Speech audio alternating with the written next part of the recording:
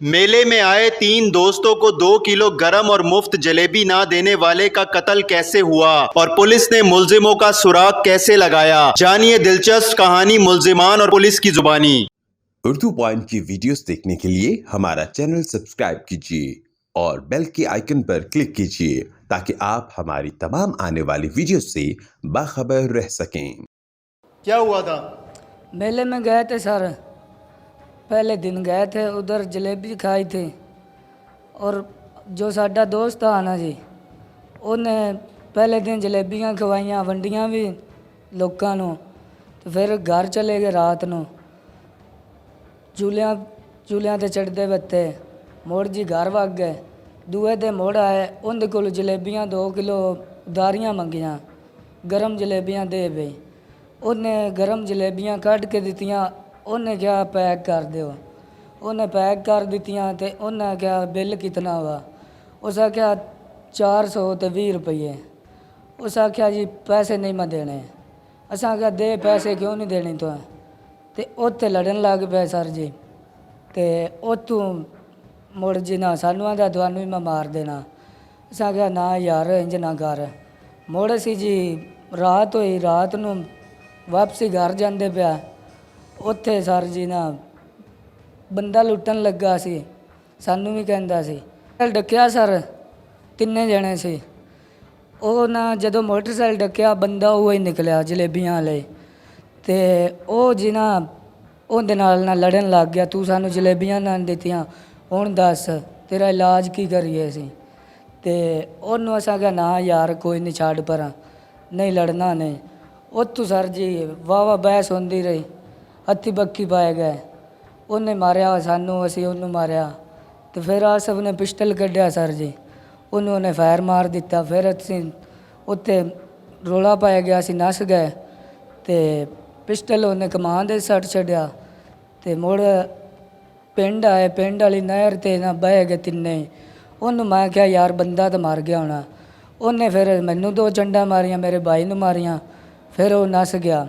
ਉਹਨੇ ਕਿਹਾ ਕਿ ਇਹ ਦੋਨੇ ਫਸ ਜਾਸਣ। ਅਤੇ ਪੁਲਿਸ ਆਈ, ਮੇਰੇ ਭਾਈ ਨੂੰ ਉਹਨੇ ਫੜ ਲਿਆ।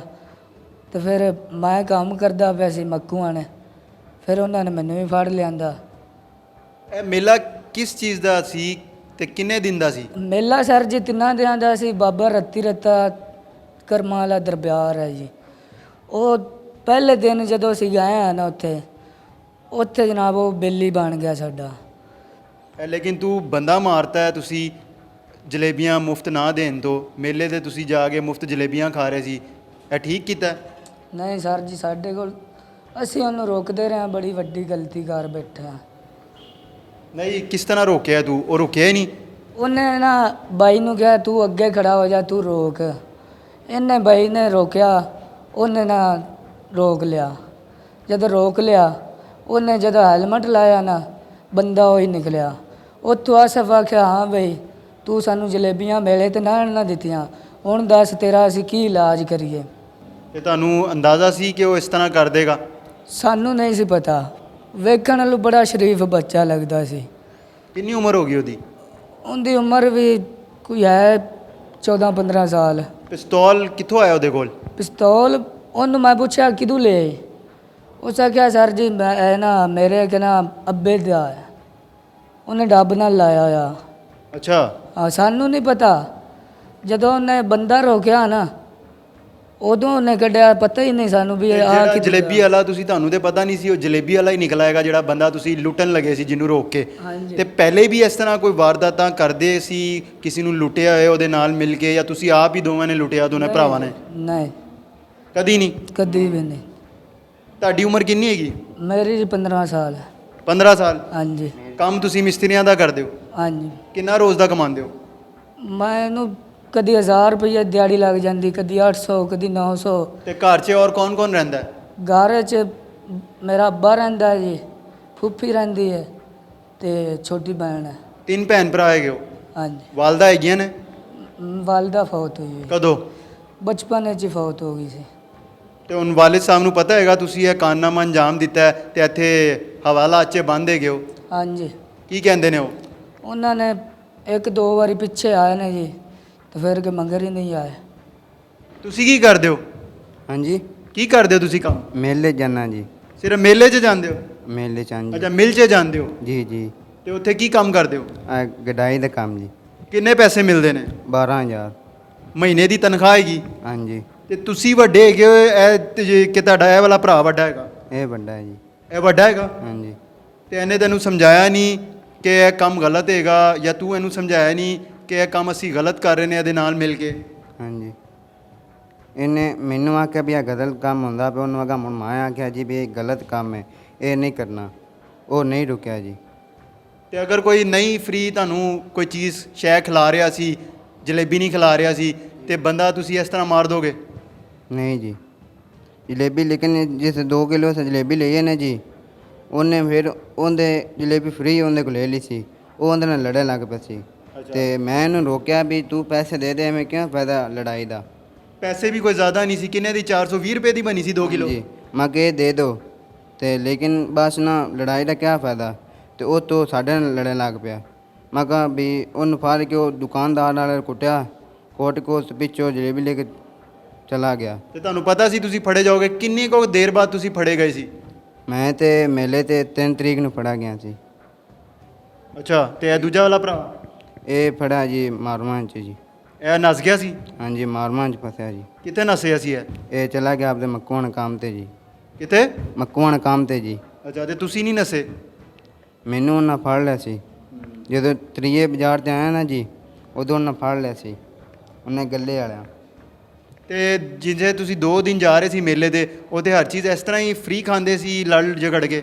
ਨਹੀਂ ਨਹੀਂ ਜੀ, ਜਦੋਂ ਅਸੀਂ ਪਹਿਲੇ ਤੇ ਮੇਲੇ ਤੇ ਗਏ ਨਾ ਜੀ, ਦਰਬਾਰ ਤੇ ਜਲੇਬੀ ਬਣਦੀ ਪਈ ਸੀ, ਜਲੇਬੀ ਖਾਧੀ, ਜਲੇਬੀ ਖਾ ਕੇ ਉਸ ਪਿੱਛੇ ਦੂਜਾ ਬਾਜ਼ਾਰ ਸੀ, ਦੂਜੇ ਬਾਜ਼ਾਰ ਦੇ ਵਿੱਚ ਆਇਆ ਜੀ, ਉਹ ਪਾਲੀ ਦੁਕਾਨ ਹੈ ਨੁੱਕਰ ਤੇ ਜੀ, ਤੇ ਉਹਨੂੰ ਕਿਹਾ ਵੀ 2 ਕਿਲੋ ਜਲੇਬੀ ਤਾਜ਼ੀ ਤਾਜ਼ੀ ਕੱਢ ਦੇ। ਉਹਨੇ ਕੱਢੀ ਆ, ਤੇ ਕੱਢ ਕੇ ਉਸ ਪਿੱਛੇ ਉਹਨਾਂ ਕੇ ਪੈਸੇ ਦਿਓ, ਉਹਦੇ ਨਾਲ ਲੜਨ ਲੱਗ ਪਿਆ। ये हमारे साथ 2 सगे भाई मौजूद हैं जिनकी उम्र 13 साल और 15 साल है।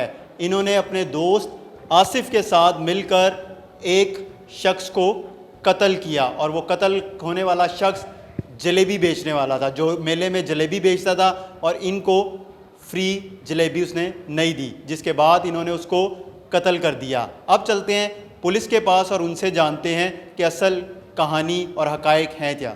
बिलाल साहब, ये बताइएगा कि कत्ल होने वाले शख्स को मुलजिमान ने क्यों कत्ल किया? जी, ये 1080 नंबर केस है, 17 जुलाई का वाक़या है, सदर जड़ा वाला थाना है हमारा। इसमें मुद्दई मुकदमा है जावेद नासिर साहिब। इसमें हुआ कुछ ऐसे कि जो हमारे मकतूल हैं वो गांव 71 से 72 की तरफ या 72 से 71 की तरफ आ रहे थे, तो इसी रास्ते में उन्हें नामालूम अफराद ने रोका, और जब वो ना रुके या उन्होंने आगे से मुज़ाहमत की, तो उस दौरान उन्होंने फ़ायर करके उन्हें कत्ल कर दिया, और साथ ही वो उनसे कुछ अशिया, पैसे, मोबाइल और इस तरह कुछ और अशिया उनकी ले गए। तो क्योंकि उन्हें डकैती की नीयत से रोका गया, कत्ल किया गया उनका, तो इसलिए मेरा ख़्याल है कि ये रॉबरी और डकैती में वहाँ कत्ल है। अब वो जब हम तफ्तीश करें तो उसमें बात ये खुल के सामने आई कि जो अफराद जिन्होंने डकैती की नीयत से रोका, इत्तफ़ाक़न वो उसी दिन एक मेले में भी गए, जहाँ मेले में ये साहिब जो मकतूल हैं हमारे, ये शायद जलेबियाँ बेच रहे थे। वो जलेबियाँ बेचने पे ना मुफ्त में ना देने पे इनकी कोई तू तकरार हुई। अल्टीमेटली जब यही 2-3 अफराद जिन्होंने पीछे तू तकरार की थी, ये डकैती की नीयत से मेले से बाहर निकले और इन्होंने लूटने के लिए रोकने की कोशिश की, तो उनकी शुमाई किस्मत के वही दोबारा सामने आ गए। इन्होंने ना सिर्फ ये कि इन्हें पहचान लिया, मगर साथ इन्होंने इनको मर्डर भी कर दिया। अब तफ्तीश को मज़ीद अभी हम बिल्कुल एक बेसिक बुनियादी स्टेज पे हैं, तफ्तीश को हम मज़ीद अभी आगे लेकर चलेंगे, इनसे भी पूछेंगे, फिर जो हमारे मुद्दई हैं अभी उनको भी हम अच्छे तरीके से दोबारा शामिल तफ्तीश करेंगे, तमाम शवाहिद इकट्ठे करेंगे और देखेंगे कि क्या ये इनकी स्टोरी होल्ड आउट करती है या नहीं। हाउएवर अगर हम इस बात का क्रक्स देखें तो बहरहाल उन्होंने डकैती या रॉबरी की नीयत से ही रोका, उसी पे मज़ाहमत हुई और उसी के दौरान उन्होंने उनको कत्ल कर दिया। अभी जो गिरफ़्तार हैं वो 2 सगे भाई हैं और एक और मरकज़ी मुलजिम है, तो वो कब तक गिरफ़्तार कर लिया जाएगा? जी, 3 में से 2 गिरफ़्तार हैं, इंशाल्लाह तीसरे पे भी हम रेड्स कर रहे हैं, जल्दी वो भी गिरफ़्तार कर लिया। ये जो दोनों भाई हैं ये कहाँ से गिरफ़्तार किए गए?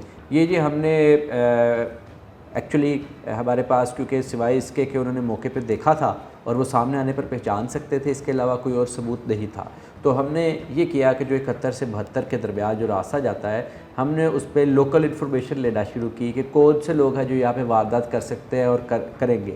سملرلی ہم نے جو پچھلے دن میلہ، کیونکہ وہ میلے والا ہمیں پتہ چلا تھا، میلے میں ہم نے دیکھا کہ کون سے ایسے لوگ تھے جو میلے والوں کو لگا کہ وہ مشکوک تھے.